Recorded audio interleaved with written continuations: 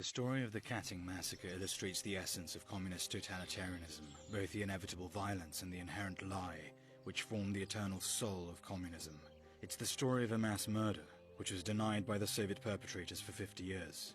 On the 17th of September 1939, just 17 days after the Nazi German invasion, the Soviets attacked Poland from the east, and Poland was carved up according to the Nazi-Soviet Ribbentrop-Molotov Pact. The priority of both occupiers was to eradicate the Polish elites. The Soviets rounded up Poland's educated classes and deported over 1 million Poles to the depths of Siberia. In the spring of 1940, the NKVD executed 21,768 Polish officers, or almost half of the Polish officer corps. They were killed one by one, their hands wire-bound, shot in the back of the head, whilst in full military dress, their bodies dumped in mass graves, 12 bodies deep. When they were done, the Soviets filled in the graves and planted pine trees over them. The soil of Katyn was to bury all traces of the crime. Just like the Soviets, from the very start of the war, the Germans carried out numerous mass murders of Polish elites.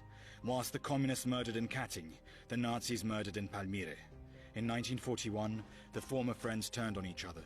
Germany invaded Russia. The German Nazis discovered the mass graves of Katyn and decided to amplify the story, to use the Soviet crime to drive a wedge between the Soviets and the West. Despite conclusive evidence proving their guilt, the Soviets simply denied the crime, and Western powers, for pragmatic reasons, chose to ignore it. As Churchill put it, there is no use prowling morbidly around 3-year-old graves. When the war ended, Poland was not free. The horror of German Nazism was replaced with Soviet-imposed communism. The very people who had invaded and brutalized Poland, those who had ordered the executions in Katyn, now ruled and hailed themselves as liberators, as they rewrote the history of their many crimes. And though a lie was imposed for 50 years, the Poles refused to let truth die. Truth is an existential threat to totalitarianism, and eventually it led us Poles to our freedom.